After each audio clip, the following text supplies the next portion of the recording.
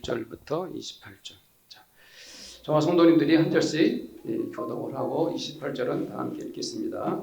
예수께서 거기서 나가사 두로와 시돈 지방으로 들어가시니 여자가 지경을 들어서 소리질러 이르되 주 다윗의 자손이여 나를 불쌍히 여기소서 내 딸이 흉악하게 귀신 들렸나이다. 예수는 한 말씀도 대답지 아니하시니 제자들이 와서 청하여 말하되 그 여자가 우리 뒤에서 소리를 지르거니 그를 보내소서. 예수께서 그가에 이르시되 나는 이스라엘 제자의 여러 번이나 후에는 나름대로 본심을 가지지 아니하였노라 하시니 여자가 와서 예수께 절하며 이르되 주여 저를 도우소서. 그가 이르시되 나의 병을 하여 개들에게 던지기 마땅하지 아니하니라. 여자가 이르되 주여 올소이다마는 개들도 제 주인의 상에서 떨어지는 부스러기를 먹나이다 하니 예수께서 대답하여 이르시되 여자여 내 믿음이 굵도다 내 소원대로 되리라 하시니 그때로부터 내 딸이 나옵니다. 우리나라에 설이라는 명절이 있다는 것이 참 좋은 것 같습니다. 설을 때리면 온 가족들이 함께 모여서 이렇게 사랑을 나누게 되는 것, 돈으로 환산할 수 없는 아주 소중한 날인 것 같습니다. 21절에 보면 거기서 나가사 이렇게 기록되어 있죠. 여기서 거기는 이제 게네사렛 즉 갈릴리 바다 근처를 말합니다. 마태복음 14장 34절에 보면 예수님께서 게네사렛에서 사역을 하시다가 이제 거기에서 벗어나서 오늘 말씀에 나오는 대로 두로와 시돈 지역으로 가신 것입니다. 두로나 이 시돈은 성경에 자주 언급되는 곳인데요. 갈릴리에서 북서쪽으로 약 90 내지 100km 정도 떨어져 있습니다. 지도에 보면 나와 있죠. 산지를 넘어서 이렇게 평야로 내려가야 도달하는 곳이죠. 아마도 예수님께서 걸음으로 걸어가셨다면 한 2, 3일 정도 걸리는 그러한 거리입니다. 예수님께서 이스라엘에서 갈릴리에서 상당히 먼 다른 나라까지 가서 복음을 전하시는 매우 독특한 장면이라 할 수가 있어요. 예수님께서 이렇게 먼 곳까지 직접 가셨다는 것에 마음이 흥미로워집니다. 22절에 가나안 여자가 등장합니다. 가나안 여자가 등장하죠. 마태는 그녀를 가나안 여자라 했고 같은 사건을 기록한 마가복음 7장에서 그녀를 헬라 사람이고 수로보니게 사람이라고 기록했습니다. 왜 마태는 그 여자를 가나안 사람이라고 했고 마가는 헬라인 즉 그리스 국적을 가진 수로보니게 여자라고 말했을까요? 그것은 바로 동일한 사건이지만 마태의 의도와 그리고 마가의 생각이 서로 다르기 때문입니다. 마태는 그녀를 구약적 표현으로 가나안 사람이라고 했고 마가는 신약의 새 시대 용어로 그냥 그대로 헬라인이라고 말한 것입니다. 그렇다면 마태가 일부러 이 여자를 가나안 사람이라고 표현한 것은 이유가 있을 것입니다. 그것은 바로 이 가나안이라는 이미지가 떠오르죠. 그 이미지는 뭐냐면은 가나안은 이스라엘 사람들에게 매우 적대적입니다. 그리고 하나님의 언약에서 벗어난 그러한 버림을 받은 민족이기 때문이죠. 유대인들은 철저히 하나님 중심으로 신앙생활을 했고 또 율법을 지키는 것을 철칙으로 삼았습니다. 그리고 자기들은 하나님께 선택받은 그런 언약 백성이라는 것을 목숨처럼 생각하고 살았죠. 반면에 가나안 사람들은 정반대였습니다. 그들은 우상 숭배 온상이었고요. 또한 하나님의 율법을 지키기는커녕 아주 적극적으로 온갖 죄를 짓는 데 앞장섰습니다. 하나님의 언약에서 완전히 벗어난 그런 저주받은 민족으로 이렇게 이미지가 떠오르죠. 마태는 그 역사적 성경적 배경을 강조해가지고 이 여자는 가나안 사람이다. 버림받은 여자라는 것을 앞세우고 있는 것입니다. 자, 우리 22절 말씀을 함께 읽어봅니다. 22절 시작. 가나안 여자 하나가 그 제경에서 나와 소리를 질러 이르되 주 다윗의 자손이여 나를 불쌍히 여기소서 내 딸이 흉악하게 귀신 들렸나이다 하되. 성도들 이 구절에서 우리가 잠깐 생각할 것이 있습니다. 이 여자가 예수님께 소리칠 때 뭐라고 말했습니까? 주 다윗의 자손이여. 그녀는 예수님을 주님이라고 부르고 있습니다. 흔히 종이 주인을 부를 때도 주인님하고 부릅니다. 그러나 이 여자가 부르는 것은 바로 단순한 주인을 의미하지 않고 예수님을 주님이라고, 주님 이렇게 부르면서 주님은 나를 구원하신 분이십니다 라고 믿고 신앙 고백을 하고 있는 것이죠. 그리고 그것은 베드로가 고백할 때 주는 그리스도시요 살아계신 하나님의 아들이십니다 라고 말할 때과 똑같은 신앙 선언인 것이죠. 또 그녀가 예수님을 다윗의 자손이라고 부르고 있지 않습니까? 그것은 주님을 다윗의 후손으로 오신 메시아라고 확실히 인정하는 그 믿음의 고백이라고 할 수가 있어요. 그러니까 이 가나안 여자는 예수님에 대한 믿음이 너무 확고하고 분명한 신앙심을 가졌지요. 참으로 놀랍지 않습니까? 왜 놀라울까요? 이 여자는 한 번도 주님을 만난 적이 없어요. 네. 그런데도 예수님 앞에서 거룩한 신앙 고백을 하고 있지 않습니까? 이상할 정도입니다. 예수님을 뵌 경험도 없는 사람이 어떻게 이렇게 주 다윗의 자손이요 라고 주님을 불렀을까요? 우리가 성도님들 사실 사복음 속을 보면은요, 예수님에 대한 소문이 이방 지역까지 널리 퍼진 것을 알 수 있어요. 마가복음 7장 24절에 보면은 한번 읽어볼까요? 읽어봅시다. 시작. 예수께서 일어나사 두로 지방으로 가서 한 집에 들어 아무도 모르게 하시려 하였으나 숨길 수 없더라. 예수님께서 이 마태복음 15장과 동일한 사건의 기록이에요. 이미 두로 지역에 도착을 했어요. 그런데 예수님께서 숨기고 싶었지만은 뭐 할 수 없었습니까? 숨길 수 없었다 이것이죠.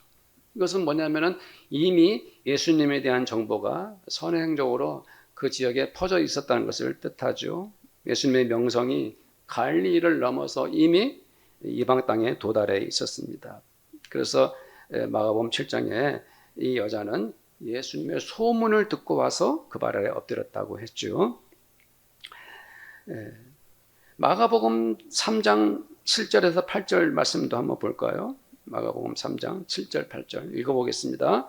예수께서 제자들과 함께 바다로 물러가시니 갈릴리에 큰 무리가 따르며 유대와 예루살렘과 이두메와 요단강 건너편과 두로와 시돈 근처에서도 많은 무리가 그가 하신 큰 일을 듣고 나오는지라. 예수님에 대한 소문이 얼마나 대단합니까? 그 멀리 두로나 시돈 근처까지도 주님에 대한 소문이 알려져 가지고 그곳 사람들이 예수님을 만나뵈려고 갈릴리까지 찾아온 것입니다. 마태복음 4장 24절 25절 사이에도 이런 말씀이 있어요. 그의 소문이 온 시리아에 퍼진지라 이렇게 기록되어 있어요. 시리아는 갈릴리 북쪽에 아주 광범위한 이방 지역을 말하는 거예요. 예수님에 대한 소식이 아주 멀리 퍼져갔다는 것을 알 수 있죠. 그렇습니다. 그렇기 때문에 이 두로 지역에 살았던 이 수로보니게 여자도 이미 예수님에 대한 소문을 듣고서 예수님을 뵙지도 않았지만 예수님을 확실히 믿고 있었던 것이죠. 그러나 이 여자는 마음이 간절했습니다. 자기의 딸이 귀신 들렸기 때문입니다. 아주 심각한 상태에 빠져 있었습니다. 자기 딸이. 마태는 그 딸의 증세를 흉악하게 귀신 들렸다라고 했습니다. 성도님들, 사람이 귀신에 사로잡히면 아주 고통스럽기 짝이 없습니다. 귀신은 매우 막강한 힘을 사용해서 사람을 공격합니다. 눈은 마귀의 눈을 하고 짐승처럼 사람을 바라보죠. 또 입으로 온갖 욕과 또 입에 담지 못할 말들을 퍼붓습니다. 자기 딸이 귀신의 노예가 되어서 이렇게 흉악한 짓을 하니까 이 어머니의 마음이 얼마나 애가 타겠습니까? 그렇죠? 여자는 예수님께 소리칩니다. 불쌍히 여겨달라고 외칩니다. 불쌍히 여겨달라. 이것은 이제 이런 것과 같아요. 한 가지 예를 들어보면 죽을 병에 걸린 사람이 의사를 찾아갔습니다. 그래서 의사에게 호소합니다. 선생님, 제발 저를 살려주십시오. 그 환자는 자기가 할 수 있는 일이 전혀 없습니다. 이제 어떻게 수술을 해야 될지, 무슨 약을 먹어야 할지, 자기의 목숨은 온전히 의사의 손에만 달려 있는 것입니다. 그래서 선생님 저를 살려주십시오 하는 그 마음이 간절하죠. 이 여자가 바로 그렇게 불쌍히 여겨달라는 그 말씀이 바로 그런 의미입니다. 주님께 울부짖죠. 주님이 아니면 나는 안 됩니다. 주님만이 제 딸을 살릴 수 있습니다. 부디 주님 저를 떠나가지 마시고 지금 제 앞에 멈춰 서시고 저의 간절한 소원을 들어주십시오. 주님 저에게 은혜를 베풀어 주십시오. 주님 저를 긍휼히 봐주십시오. 귀신에게 사로잡힌 자기 딸을 살리라는 어머니의 처절한 외침. 그것은 다른 말이 필요 없죠. 그래서 오직 나를 불쌍히 여기소서 이 말만 할 뿐이었습니다. 성도님들 그녀가 얼마나 가여운가요? 얼마나 애처로운가요? 귀신에게 사로잡힌 그 딸이 지금도 고통스러운데 딸을 살리라는 어머니의 마음이 안타깝기 짝이 없습니다. 그러나 예수님은 너무 냉정하셨습니다. 눈물로 호소하는 한 여자의 간청을 주님은 들은 척도 않으셨습니다. 한 말씀도 대답하지 않으셨습니다. 늘 인자하고 온유하셨던 주님은 이 상황에도 이 여자에게만 지나치게 냉정하셨습니다. 참으로 답답한 순간이 지나가고 있습니다. 주님은 때로 얼굴을 마주하고 앉은 가족처럼 친구처럼 친절하게 혹은 즉시 다정하게 말씀하실 때가 있죠. 그러나 주님은 때로 나는 큰 소리로 부르짖고 울면서 소리치지만 아무런 반응을 안 하실 때가 있습니다. 지금 말이지 지금이야말로 다른 때가 아니라 바로 지금이야말로 빠른 응답이 있어야 할 때인데 주님은 묵묵히 아무런 말씀도 안 하실 때가 있는 것입니다. 주님이 침묵하실 때 우리는 너무 답답하고 마음은 초조해지고만 합니다. 주님은 왜 이렇게 중요한 순간에 침묵하시는 건가요? 그러나 그녀는 입을 다물어버린 예수님의 뒤를 따르면서 계속 부르짖습니다. 그 소리가 얼마나 시끄러웠겠습니까? 마치 죽은 딸을 앞에 두고 서럽게 울어대는 어머니처럼 그녀는 예수님의 뒤를 따르면서 멈추지 않고 계속 소리를 치고 있었습니다. 너무 마음이 급한데 주님은 아무런 말씀이 없습니다. 내가 이토록 애절한데 주님은 그저 침묵하십니다. 나는 슬퍼 우는데 주님은 심지어 나를 위로조차 하지 않으십니다. 얼마나 많은 그리스도인들이 주님의 침묵을 경험하고 있을까요? 당연히 반응하셔서 나에게 뭐라고 말씀하신 주님께서 정말 너무 차갑게 잠잠하실 때 우리들은 어찌할 바를 모릅니다. 그럴 때 주님이 끝내 말씀 안 하실 때 언제까지 기다려야 할까요? 주님은 언제나 내 마음을 알아주실까? 이렇게 기가 막힌 현실을 뚫고 나갈 길은 없는 것일까? 주님 언제까지 한마디 말씀도 없이 숨어 계실 것인가요? 사랑하는 성도들, 이 가나안 여자가 주님께서 침묵하실 때 어찌하는지 그녀의 신앙을 지켜보십시오. 그러나 이때 제자들이 먼저 반응을 했습니다. 제자들은 생각을 했습니다. 주님은 이 가나안 여자에게는 더 이상 관심이 없으시다. 그렇다면 계속 멈추지 않고 소리쳐 우는 이 여자를 어떻게 처리해야 될까? 제자들은 예수님께 어떤 말씀을 드렸습니까? 제자들이 한 말을 성도님들 오늘 읽으셨죠? 그 여자가 우리 뒤에서 소리를 지르오니 그를 보내소서. 그를 보내소서 이 말은 그녀를 쫓아내 주십시오. 그녀를 멀리 보내버려야 합니다. 그녀와의 관계를 끊어야 합니다. 이런 뜻입니다. 아마도 제자들은 그렇게 생각을 했을 것입니다. 주님은 이 가난한 여자의 딸을 살려줄 생각이 없으시다. 그런데도 이 여자가 계속해서 예수님을 귀찮게 하고 있으니까 어차피 그녀의 말을 들어주실 생각이 없다면 빨리 이 여자를 쫓아버리는 것이 상책이다. 신속히 이 여자를 보내야만이 이 시끄럽고 요란한 순간에서 벗어날 수 있다 생각을 한 거죠. 예수님과 이 여자 사이에서 제자들이 개입을 한 것입니다. 이 여자는 너무 마음이 간절한 때인데도 제자들은 오히려 이 여자를 예수님에게서 떼어내려고 합니다. 이 여자는 예수님을 통해서 자기 딸을 살려야 되는데 중간에 제자들이 끼어들어서 회방을 놓습니다. 주님은 침묵하시고 사람들은 나를 괴롭힐 때 나는 어떻게 해야 하는 것입니까? 그렇습니다. 지금은 주님의 은혜가 다급한 상황인데 사람들마저 나를 돕지 않습니다. 주님은 침묵하시고 사람들은 앞장서서 나를 괴롭힙니다.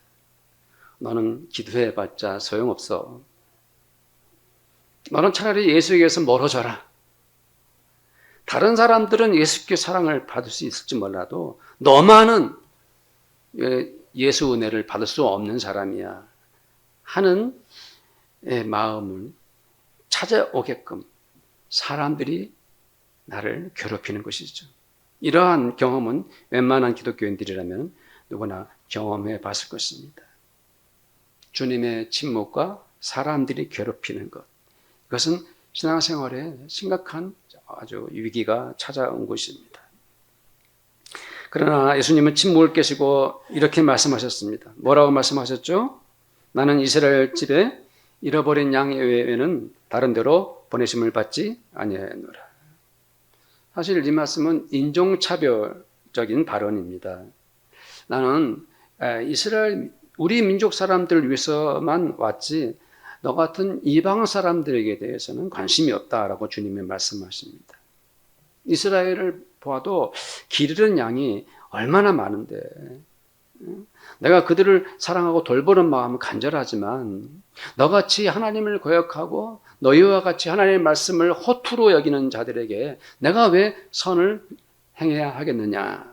주님은 이렇게 말씀하고 계신 것입니다. 이 말을 들은 이 여자는 어떤 마음이 들었을까요? 더욱 이 여자를 절망케 했겠죠. 나 같은 여자에게 아예 관심조차 없구나. 처음부터 나는 내 딸을 살릴 만한 자격도 없구나 하며 깊이 실망하지 않을 수 없었겠죠. 우리가 대화를 하다 보면 이렇게 그 사람과 이야기를 하다 보면 조금이라도 뭔가 희망이 있을지 아니면 이 사람과는 더 이상 안 되겠구나 하는 직감이 생기죠. 이 가난한 여자가 이 말을 들었을 때, 예수님 말씀을 들었을 때 분명히 힘들겠구나 하는 느낌이 파고들었을 것입니다. 딸을 살려야 하는 마음이 간절했지만 이러다가 아무것도 이뤄내지 못할까 하는 두려움이 밀려왔을 것입니다. 나는 이스라엘 집에 잃어버린 양 외에는 다른 데로 보내심을 받지 아니하노라. 이 뜻밖의 말씀 이 여자는 듣고서 많이 놀랐을 것입니다. 자기 딸을 살리지 못할까 봐 무서웠을 것입니다. 그러나 지금은 시간이 부족합니다. 지금 이 때를 놓치면 내 딸은 계속 귀신에 붙들려 살아야 됩니다. 흉악한 고통에 시달려야 합니다. 이 여자는 마음이 너무 급했습니다.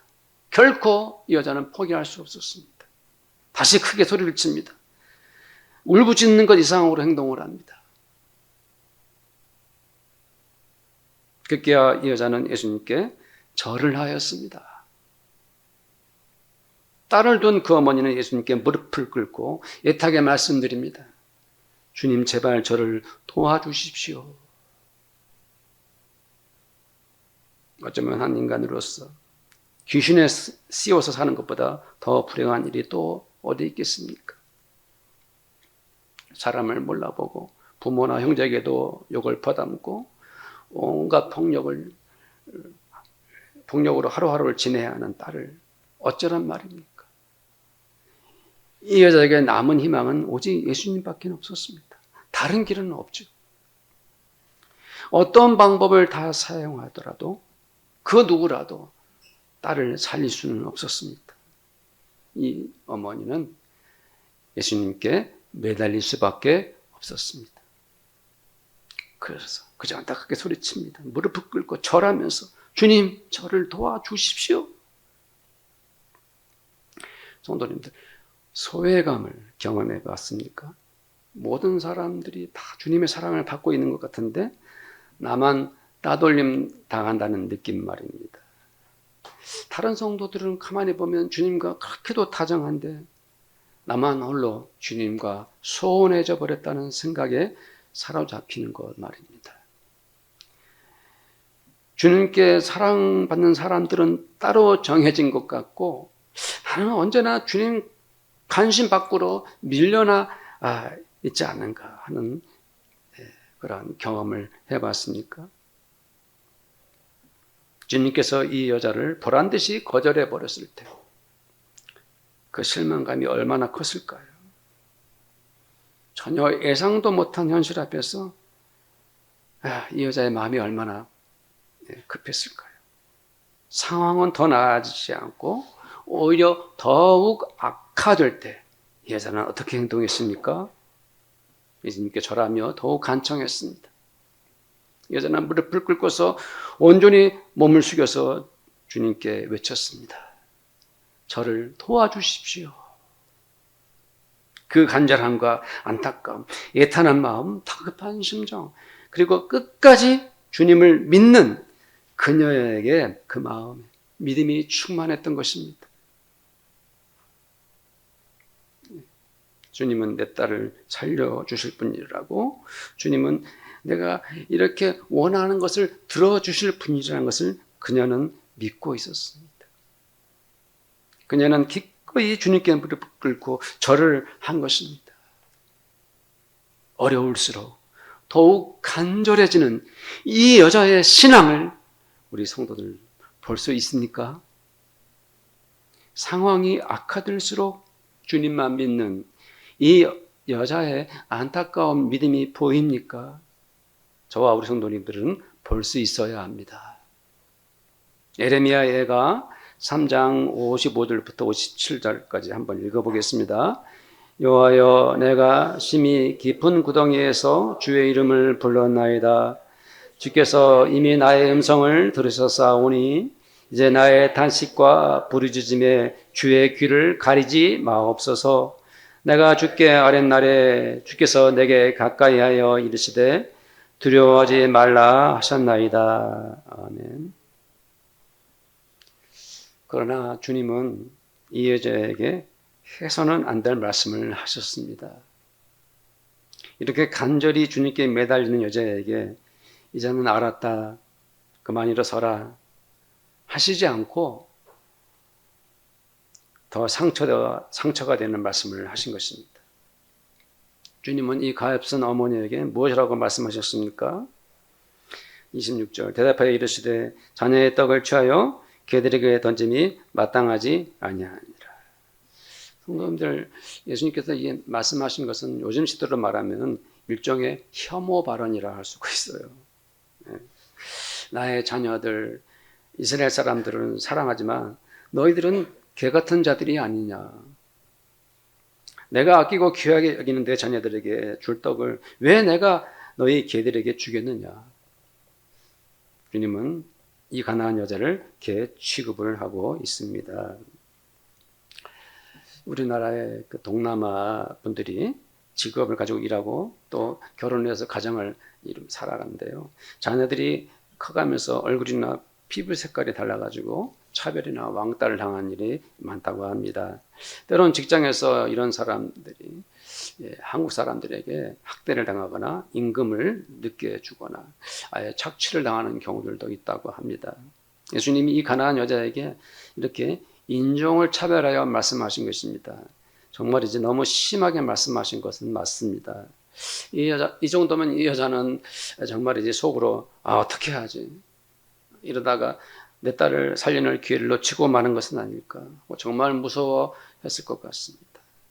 나를 개같이 여기다니 하고 화를 낼 틈도 없습니다. 여자는 생각했습니다.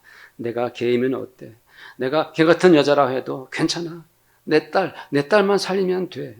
한 어머니로서 이 여자는 오직 자기 딸만 살릴 생각을 했습니다.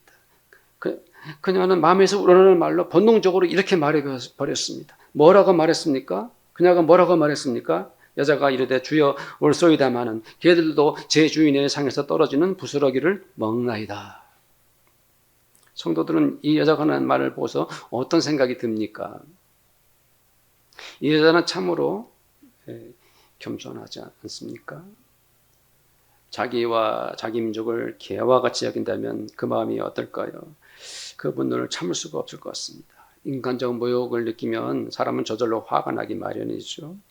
그러나 이 여자는 자기가 그렇게 비참한 사람으로 여겨지더라도 그것이 중요하지 않았습니다. 자기는 개로 취급당한다 할지라도 더 간절한 것이 있었습니다. 그것이 뭐죠? 자기 딸을 살리는 것이었습니다. 그녀는 말합니다. 주인이 버린 떡 부스러기라도 괜찮습니다. 주님. 주님이 던져버린 찌꺼기라도 나는 문제가 안 됩니다. 주님. 그것이 주님께서 주신 것이라면 저는 받겠습니다. 주님, 저에게 부스러기 은혜라도 주십시오. 주님, 저의 딸을 살려만 주십시오. 저는 주님께서 제 딸을 살려주실 줄 믿습니다. 이 말을 하고 있는 것입니다. 사랑하는 성도들, 우리는 이 가난한 여자를 보면서 어떤 마음이 드는가요? 이 여자의 신앙을 보면서 우리는 무슨 생각을 하게 됩니까? 그녀는 처음부터 갖고 있었던 주님을 향한 그 믿음, 그 신앙이 조금도 바뀌지 않았습니다.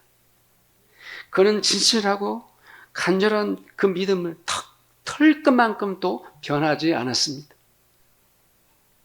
그녀가 주님을 믿기 때문에 주님께서 또한 내 딸을 살려주실 것이라는 그 믿음, 그 신앙이 한결같았습니다. 그제야 주님께서 말씀하십니다. 여자여, 내 믿음이 크도다. 주님은 이 여자가 얼마나 자기를 간절하게 믿고 있는지 그 신앙을 인정하셨습니다. 그렇습니다. 이 여자는 오직 주님을 믿는 그 믿음에만 집중하고 있었습니다. 그녀가 예수님에 대한 소문을 듣고 예수님의 일행을 찾아 나서는 그 순간부터 그는 예수님을 믿는 믿음으로 충만해 있었습니다. 그녀는 예수님을 만날 수만 있다면 자기 딸을 살릴 수 있다는 확신으로 가득 차 있었습니다. 그리고 마침내 주님을 배웠을 때, 주님을 만났을 때 그녀는 조금 더 망설이지 않고 소리쳤습니다. 뭐라고 소리쳤습니까? 주 다윗의 자손이요 나를 불쌍히 여기소서. 내 딸이 흉악하게 귀신 들렸나이다. 사랑하는 성도들, 이 가엾은 여자가 주님을 만나 사랑하는 딸을 살려내는 그 현장을 보면서 우리 모두가 저도 은혜를 받읍시다. 내가 주님을 믿는 그 신앙 하나만 있다면 우리는 충분합니다. 내가 힘이 들고 고통스러운 현실을 당하고 있더라도 주님을 굳건히 믿는 성도들이 되십시오. 주님이 때로는 나에게 침묵하실 때가 있습니다. 너무 길게 오래도록 나에게 어떤 반응도 안 하실 때가 있습니다. 때로는 예수님과 나사를 회방하는 사람도 있을 것입니다. 주님께서 왜 나만을 이렇게 외로운 곳에 방치하고 계신가 싶을 때도 있을 것입니다. 다른 사람들에게 그렇게도 사랑이 많으신 주님께서 왜 하필 나에게는 이토록 인색하실까 하는 시간들을 보낼 수도 있습니다. 다른 사람들은 다 잘 되는데 왜 나는 이렇게 오래도록 힘든 날을 보내야 할까 하는 의문이 들 수도 있습니다. 그러나 성도님들, 주님은 어떤 분이신가요? 주님은 성도들을 어떻게 사랑하고 계신가요? 주님은 우리를 한결같이 지금도 사랑하고 계십니다. 상황이 바뀌더라도 주님을 일관되게 믿으십시오. 저는 주님을 믿습니다 하는 믿음으로 충만한 성도들이 되기를 축복합니다. 마음이 아프고 슬픈 일을 겪을 때도 나의 주님, 다윗의 자손 예수님, 저를 불쌍히 여기소서. 이렇게 주님 앞에 나아가는 성도님들이 되십시오. 너무 절박하고 내 마음이 간절할 때 주님은 나에게 은혜를 주시는 분이십니다.